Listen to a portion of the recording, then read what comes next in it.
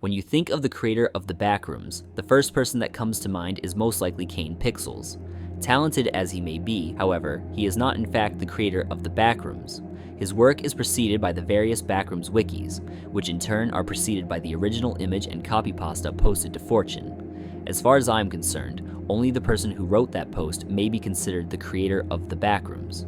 But that then begs the question, just who is this 4chan and on? Well, what if I told you that we have already had the answer for years now? And like the origins of the Backrooms photo, it has been under our noses this entire time. Around the time that the origins of the Backrooms photo was discovered, the original author of the copypasta also seemed to have been found. One Black August, a member of the Something Awful forum. He came forward as far back as September 2019, mere months after the original copypasta was published. To my knowledge, the only major acknowledgement of this came from a video by Farrell McGuire. In 2019, Black August, a user in the Something Awful forums, came across the infamous photo in a Cursed Images thread and wrote the now famous creepypasta and attached it to it. The rest is history.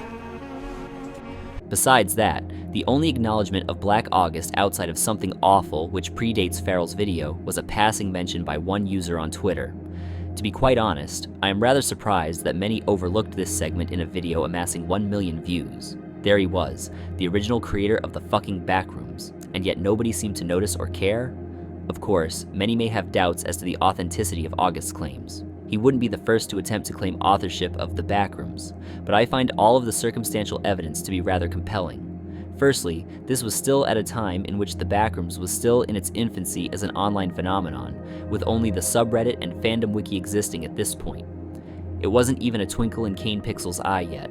Again, this came out mere months after the original post, at a time when doing so wouldn't exactly bring a lot of recognition. On that note, the manner in which he confesses to writing the Backrooms is also rather mundane, with little if any sense of bragging around it. Not to mention, there was indeed overlap between the user bases of Something Awful and 4chan, as the latter was founded by a member of the former, and there was already an established pattern of internet urban legends originating from both Something Awful and 4chan, with Slenderman being an example of the former and the SCP Foundation being an example of the latter. Therefore, it wouldn't be that surprising for a member of Something Awful to have originated an internet urban legend on 4chan. Upon learning about August, I couldn't help but imagine all the things that he had to say about the Backrooms, and all the discrepancies that he could clear up. There was bound to be valuable insight gained from him. With this in mind, I swallowed my pride and forked over $10 for a platinum account on the Something Awful forums, allowing me to message Black August directly and get into contact with him. After some exchanges over the past few months, he agreed to an interview with me, which I am proud to now present here. Hello everyone. Today I am joined by a very special guest, the one and only Black August, or August for short, the man believed to be behind the creation of the Backrooms. I don't want to waste too much time before getting into the interview, but I'd first just like to say that it is an immense honor and pleasure to have you on here with me today. Anyways, are you ready for the questions? Yes, I am, McTorn, and thank you for having me on. Awesome. So, to start, I know that given the circumstances of the Backrooms copypasta's publication, nobody can ever truly prove their authorship of it. But if you were to make any convincing arguments in favor of your authorship, what would they be? Well, given the nature of, the anonymous post, that does make it difficult, but the one thing I feel I have going for me, the solid proof I have, is my writing style. It was kind of funny, actually. I got a little self-conscious because I told one of my online friends I had known for a long time about the event, how I was the one responsible for the original post. And he reread it and immediately said, "Oh, of course that's you. That's exactly how you write," like with that line about the fluorescent light bulb. And as little as that is, I do have a body of work I've been writing for 5 years now, a choose your own adventure style novel game that has been going on the Something Awful forums since late 2020, whereas the Backrooms post happened in early 2019. So I I figure at the least the writing styles would be similar enough for a little bit of proof. Do you remember anything about the day and time that you wrote the Backrooms copy pasta? Like, where were you and what were you doing? For context of the night, it was May 2019. It was like 2 a.m. in the morning or some such. Uh, I wasn't in the best state at the time. I had recently come back from the West Coast, where I had been trying to build a career and a life. And unfortunately, the market for rent and jobs and everything, it went through a really bad time where rent was no longer sustainable. And I kind of had to come crawling back home to catch my breath and try to start over again. Without knowing that COVID was going to be coming just a year later. So I was desperate at the time for something to kind of take my mind off of things. And I love horror. I love writing horror, consuming it. And the internet had been kind of dry of anything fresh recently. I decided to go through all of the avenues where I might find some material to like read or maybe write. I checked Something Awful. I looked at the SCP Foundation again. I looked on YouTube. I checked Reddit.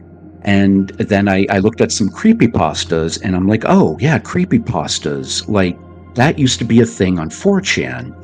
And so I figure, do they still have anything like that? And it's like, okay, well, let's go on Safari. I visited the site and kind of found it's more based around conspiracy theories and that sort of thing these days. The communities around horror writing don't really exist there anymore. But there was one thread that had the premise, I believe, of posting pictures of unsettling images of places. I go through the thread and I noticed the post with the yellow rooms, which turned out to be like a furniture store in Wisconsin, I believe. So the exact mindset, I saw the yellow rooms and it brought me back to a time when I was playing Morrowind, the older Elder Scrolls game. And one thing I did a lot in that game was using console commands to look at stuff like unused maps, test maps, and stuff like that. A lot of those maps in Morrowind were based inside of halls of yellow stone. And so I just kind of immediately made that connection because of the color and like the emptiness of the image. And from there, I just wrote up the Backrooms post. It was a concept I already had in mind, and I just decided to try to like write something to maybe encourage other people to do the same thing in the thread. Nobody did. There wasn't really any replies, just a couple more images, and I said, okay, nothing's happening. I closed the thread, and I went to bed. It's interesting also because when I first saw the Backrooms, I was reminded of those like debug rooms in Skyrim. So it's very interesting that you brought up the Morrowind thing. Yes, I can explain that actually. Besides the photo, other inspirations that came from that. The primary one is pretty out in the open. It surprised me this wasn't something other people had done before. The premise of the Backrooms comes from going out of bounds when playing a video game. I still remember my first experience with that when I was playing Metroid on the NES as a kid. And there was something called the Secret Worlds. I think it was even put in Nintendo Power.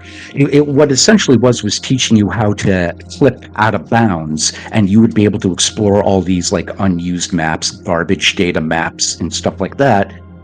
And things like that were the seed for my fascination with the concept of like going out of the bounds of the game, of reality, and into something you weren't meant to see or know. It just kind of snowballed from there. Because as a kid, especially in the 90s, I had no idea how video games worked. So when something like going out of bounds happened, it felt like you were doing some kind of terrifying magic ritual you weren't supposed to do. You felt like you were violating a rule you weren't meant to. As I got older, I understood it, what was actually happening, but the fascination with that didn't leave me. The idea of going behind reality, going to the back of reality, and other things over time developed that inspiration, like the Annihilation book series, definitely was something in the same vibe. An older game from early 2010s, Yume Nikki, which features kind of wandering like these vast megalithic spaces that remind me a lot of, my idea of the back, going behind the world. And just pretty much that's just the basic inspiration, was just going out of bounds in video games and just kind of like, how would that work in reality? How could you turn that into a horror concept or a fantastical concept? With all that in mind, what exactly is the nature of the Backrooms? Like, from what you've described so far, it almost seems like it's supposed to be like reality as a video game, or like a Matrix kind of simulation. Well, not exactly. You can frame it that way. The cool part about this concept is that you can mix up the premise in several different ways. Um, you can apply the video game logic to it, and that kind of makes it easy and digestible to understand. But you can also expand into concepts of reality, quantum states, what lies inside of a black hole, what lies beyond the edge of the universe. What is the nature of time? Is it a like stacked, layered thing you can move between if you can go into like higher dimensions potentially? And so I wonder about the idea of how, like a video game, reality is made up of information, and how we have discovered things like how information breaks down into just white noise at like the smallest possible scale of reality, or how information can escape a black hole. And I figure, well, what if you could somehow step outside reality, go behind it conceptually to access that kind of information? And you're not supposed to. You're supposed to be in ordered reality as ordered information yourself, but there's a lot of horror implicit in the idea of being able to access that kind of place, that concept and idea, to interact with it and see what happens. Same way, if you mess with it in a video game, you have no idea what it might do. How much thought have you put into this Backrooms concept, like beyond that first post you wrote? Like, did you ever rattle around in your brain a bit more? Did you ever come up with more like stories or concepts or lore for that world, so to speak? Well, I guess the way to put it is that I actually treat the back, like I always just called it the back. I called it the back rooms in that post because I saw, the image of rooms, and I thought that sounds, catchy, back rooms. But the idea of the back as like a story concept has been in my head for decades, and I always treated it more as a story concept, like something that would exist in a story that wouldn't necessarily be centered around it, but would heavily involve it. Like my idea of the back is the result of something else. If you're flipping out of reality, it's because something's gone wrong with reality, and now you're stuck behind it. And so, like with my Choose Your Own Adventure game that I run, I use the concept sparingly. I actually looked through it. It's only popped up like 8 times so far in the story. So I always saw it more as like a device instead of a setting in and of itself. But I completely agree. It can be a setting in and of itself, and can be expanded in all kinds of different ways. I want to settle a contentious debate in the Backrooms community. The final line of the copy pasta seemingly alludes to the existence of an entity. God save you if you hear something wandering around nearby, because it sure as hell has heard you. So, do entities in fact definitively exist within your own conception of the Backrooms? Uh, well, yeah. Uh, in the sense that if something goes out of bounds and it's stuck in the back with no way back inside, you're effectively soft locked in the back. You're stuck there. You have to wander there now. The final line isn't meant to be like a direct monster threat. It's more of a existential one. Because since anything can fall into the back rooms, that means you can chance across anything or anyone in the back rooms.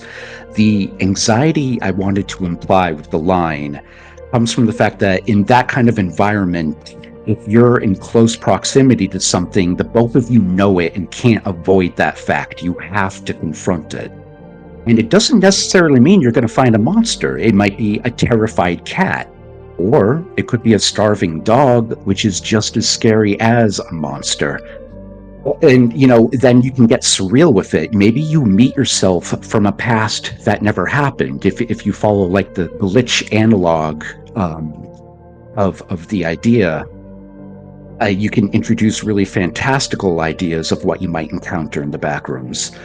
And there's also the concept that with the megalophobia, the size, the scale of the backrooms, eventually you might have somebody who is like running towards any scary noise they hear because they're so desperate to meet anybody or anything after so long. And I do got to say, I really appreciate the games that will have you like encounter some kind of scary monster, only then the monster screams and runs away from you. The environment itself is meant to be the primary source of anxiety, threat, and fear. And anybody in the backrooms who falls into it and gets stuck there, you're all in it together, effectively. How do you feel about the notion that, some people have spread around that entities or like lore in general undermines the backrooms as you envision it? Well, I mean, the way I feel, people can do absolutely what they want with the concept. Because, like, Backrooms as a monster land can fit conceptually just as easily as the Backrooms as, like, a complete isolationist emptiness. You can make it surreal, you can make it just generic horror. I mean, what I appreciate about the idea is the flexibility of it. How you can't really put a definition of it, because I see the backrooms as kind of being built upon what setting you have them in. Since the concept is just, treat your setting as a video game, not directly, but in the sense that you go out of bounds, and what happens out of bounds in the game, you find test maps, you find cut content, you find things that were just put there as a joke. You might find an entire other game, like part of the fear and thrills that you have no clue what might have been left outside of view, what was left that you were never meant to know about or interact with. And so it really depends on what kind of setting you want to create with the backrooms. Like I've seen X-Files style governmental takes, and that completely makes sense.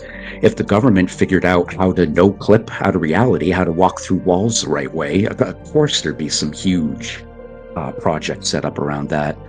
And in the same vein, if you want to make it a very personal thing where it's just like a group of people who just know how to do this and can explore this whole other world, you can do that too. That's the magic about the back. You can make it fit what other theme that you think would make it exciting to write about. You can have concepts like godlike beings and stuff like that existing in the back rooms. Controlling them is another thing, but that's just left to the personal interpretation of whoever's writing the setting. Would you say that every interpretation of the backrooms, regardless of medium or quality, could be equally valid or canon in your view? Like, do you agree with the notion of it almost being like a public domain concept? Absolutely. Like, again, I feel I'm not really dishing a fresh concept here. I'm just kind of exploring how an idea like this could be used for horror or the fantastical. I'm happy to let the backrooms belong to everybody. I guess the only thing I really care about is just having credit for the original post. And otherwise, being able to share it and see other people build like careers off of it, and encouraging horror writing, like hell yes, that means there's more for me to read, more to inspire me. It's like a self-feeding cycle. I'm completely happy to let people have their own like ideas of what the backroom is. With the, I guess the only canon is just the original concept of stepping outside of reality, and then what you do with that from there. Yeah, make it public domain, let everybody share in it. What's really made me laugh actually is when video game developers will code an exception to going out of bounds to like dump you into a backroom style area. I've seen it in Voices of the Void. That was really cool to see. I saw it in that Doom wad that blew up My House. You played My House? There's like oh yeah. I played and I watched all about it. I'm always digging around YouTube looking for some kind of new horror stuff. Like, you know, the whole analog horror movement. I've really liked seeing that explode. I mean, I was around when Slenderman was made on the Something Awful forums. My House was also inspired by the novel House of Leaves. Have you ever read that? Oh yeah. Yeah, like I think the House of Leaves is absolutely an inspiration for the Backrooms, and also was taking from the same inspiration that produced the Backrooms. You know, the idea of an infinite space inside of a much smaller space, and like going behind the house, going to the back of the house, like the conceptual part of it, and discovering this secret world you were never ever meant to be a part of or exploring. Like, that's great horror, in my opinion. I'm not sure if you pay much attention to online discourse surrounding the Backrooms, but people tend to feel very strongly about how the Backrooms, quote-unquote, should be, and they make assumptions about your authorial intent with the original copypasta. And they'll usually, like, rag on people just because their vision of the Backrooms doesn't align with someone else's, and they'll prop up the argument of, oh, well, that's probably not what the original author intended. So I want to know, like, where you stand with that. Well, I mean, I've been on the internet since 1995, and I know that's a war with no victory. It's an issue with any fandom, especially these days, and especially when there's young writers are involved who can get really passionate about their vision. And that's something I went through too. I went through the same thing when I was young and I was writing, and I was lucky that I didn't have the modern internet to kind of get in the way of that, or to like amp it up to levels that might get, you know, flame war contentious. But I guess, you know, I have no illusion that what I say is going to put any water on the fire, but I would say, you know, my take of the Backrooms, I feel, is something that just already existed in everybody's minds. And I'm happy, you know, as the original writer, to just give the blessing to everybody to explore your own take on the concepts. You know, it doesn't even have to be horror. You know, there's a lot of really interesting things you can do with the idea. Some like one idea, if you want a more, I guess, gentle take on the idea of the Backrooms, because a lot of video games will have, you know, something called event flags, where, you know, something hasn't happened until that flag is set in the code. And a lot of times in a game where you go to test maps or you go out of bounds, you can start messing with those flags, and then you can start completely messing with the chronology of the game. One example is in the original Final Fantasy VII, everybody knows that, you know, Aerith dies. There's no way to bring her back. Except recently, a bunch of people who have been playing the game for years found a bunch of glitches, effectively going into the Backrooms of Final Fantasy VII, to convince the game that Aerith is still alive even past the point of her death. And I think about something like that, like how would you turn that into a story? The idea of somebody going into the back to try to manipulate it in a way to fool reality into believing things, like setting event flags within their own life to try to bring somebody back or to try to right some wrong or just anything like that. So, there's a lot of ideas to explore with the Backrooms. I'm encouraging everybody, please, like you don't have to limit yourself to what I wrote. It was 2 a.m. I was barely awake and grouchy, and I basically threw it over my shoulder without looking twice. So I appreciate the power it ended up having. Are you aware of the Apple TV series Severance? The creators cited the Backrooms as one of the inspirations behind their whole like aesthetic and stuff. And I just was wondering if you had watched it or were aware of that. Oh, yes, yes. I haven't sat down to watch all of it, but I've seen a lot of clips of it, and it really does nail that feeling because, a lot of the Backrooms feeling, like with that original photo, stems from the liminal space feeling. And I actually had one part of my life that really impacted me in that regard when I worked as a federal security guard for about a year, at a facility where for 12 hours on the weekends when nobody's working there in this huge warehouse, like this really old warehouse, I had to do rounds as the only security guard for 12 hours. You did it in shifts and whatnot, but it took me through this gargantuan structure. It had 4 levels to it, hundreds of rooms. It was just so vast with so much variety in it because of all the different things they did there. And it left an impression on me, especially as it starts to get dark. You're security guards, so you're actually trying to do well and be perceptive and aware. Well, it wasn't that big of a deal, but I still took it seriously, federal job and all. And it leaves an impression on you to move through a space like that with nobody in it but you, despite the fact that that is a place meant to have hundreds of people working together every day. It gives a dungeon-like quality to it, just a weird exploratory feeling with the structure kind of buzzing with the intentions of those people, even though they're not there. And I loved the idea of that expanded to a point of an entire world of that kind of empty exploration and seeing all these stories told that you just can't know. Anybody who says they're inspired by the Backrooms, I'm wonderful. I'm grateful, and I'm glad that something as cool as Severance was able to get made based off of a post.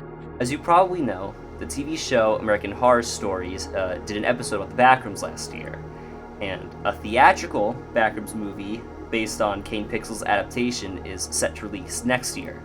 I've seen some memes online about how you might go uncredited and uncompensated for these projects despite originating the concept, and I have to wonder how you really feel about that. Do you have any regrets about your anonymity, or are you at peace with the way that things have turned out? I'm at peace with how things turned out. I had no idea how the Backrooms had exploded until a year later, because I made that post that night, and then I never went back, so I had no idea it had germinated and then spread from there to other parts of the internet until one day I was on YouTube, and I saw a thumbnail talking about the Backrooms, and I was just like, what the hell is going on? I had this moment of deep unreality of what is am I being tricked? Is something happening? And from there I discovered how the Backrooms had really exploded. At the time, COVID was happening, and there just was too much going on with my life for me to really capitalize on it. And I wasn't really looking to, because I felt happy that I had apparently inspired a career for Kane Pixels. I was really happy to see his work. The Oldest View, I think, is a great take on the idea of the back. that isn't just bound to the original post. Like I think he's going absolutely in his own direction, and that makes me really happy to see.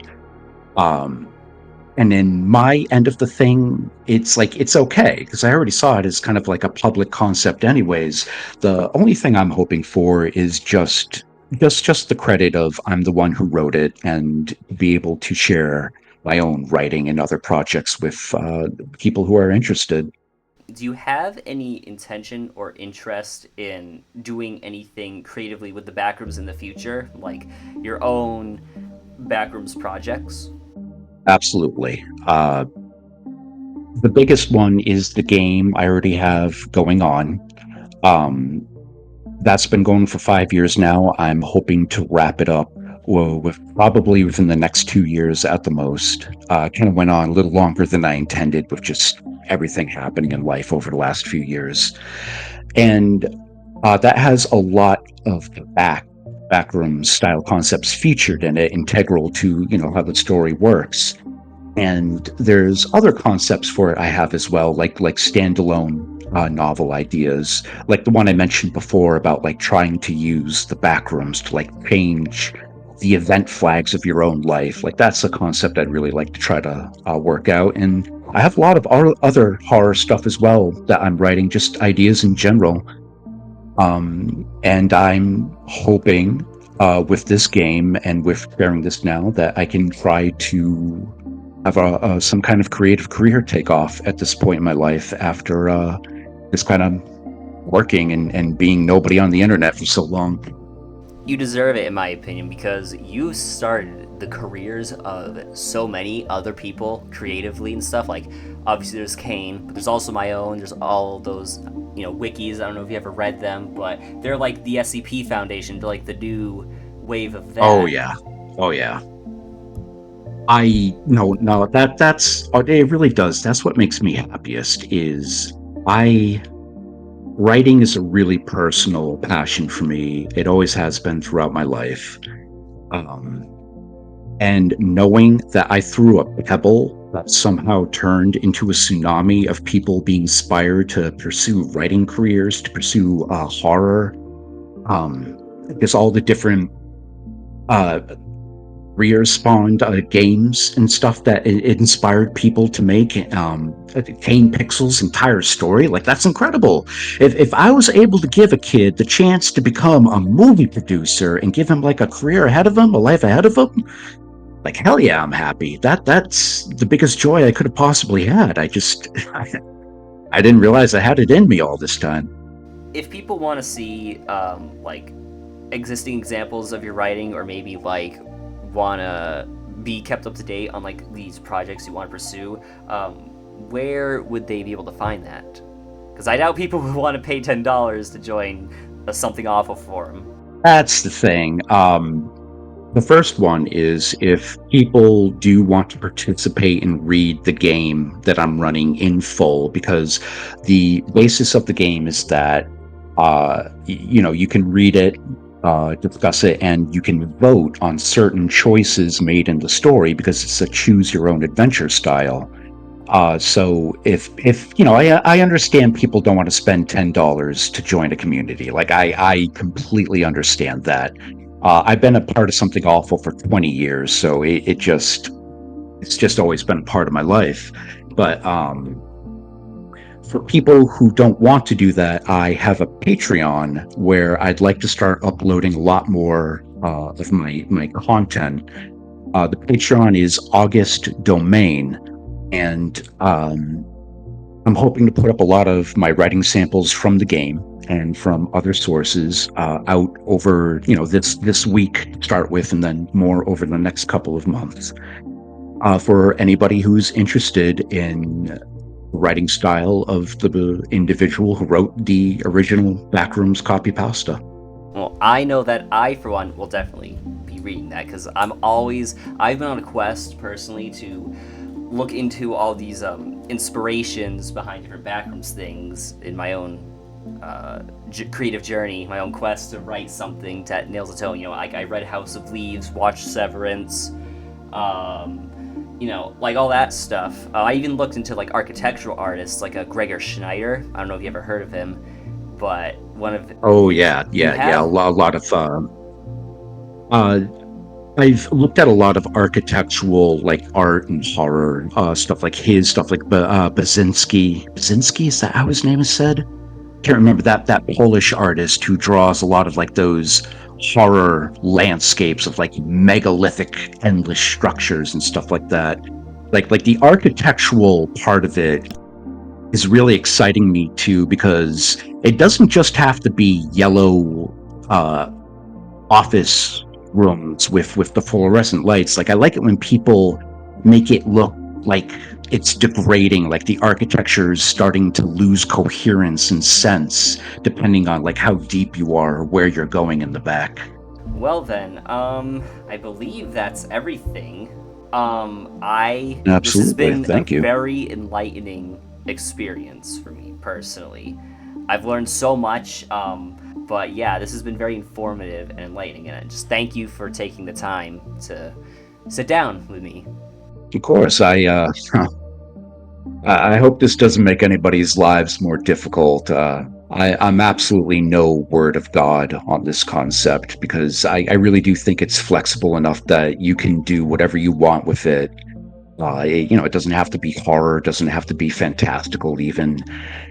I just hope that it keeps inspiring people to want to write and to do their own thing. And then a lot like with the SCP Foundation and other fandoms of the past, there's only so much you can do when people are concerned with canon, which I know is lore and canon is a very important thing to a lot of people these days. But I guess my only final word as the originator is to just have fun with the concept. You don't have to let other people's opinions affect you. That's how I've written the game, and a lot of my concepts, and it's worked for me so far. It's low stress writing, and that's what I like. All right. Well, yeah, I think we're done for now. Thank you so much. Hey, I appreciate it, McTorn. Thank you again, and good luck with everything that you choose to do in the future. Oh, thank you. Coming out of this interview, I felt very enlightened on the Backrooms. I found August's words inspirational and resonant. Although he cannot definitively prove his authorship of the Backrooms, the interview left no doubt in my mind that he is indeed the originator of the concept. I feel that we all owe a great debt to this man. If it weren't for him, there would be no Backrooms community, for better or for worse. There would be no Backrooms wikis. Kane Pixels would have never gone viral at 16. Severance could have looked like a very different series, or perhaps would have never existed. Funds would never have been raised to fix the roof of a hobby town in Wisconsin. The least that we can do to repay this debt is to finally give him his due public recognition as the creator of the Backrooms, and to support his current and future creative endeavors. I have left a link to his Patreon in the description, as well as the forum thread in which he runs his game. So that's all for today, guys. Thank you so much for watching. If you enjoyed this, make sure you guys support the channel by liking this video, subscribing, and leaving a positive comment. All this helps the video, and makes it so we can make more videos like this in the future. We'll see you guys in the next one.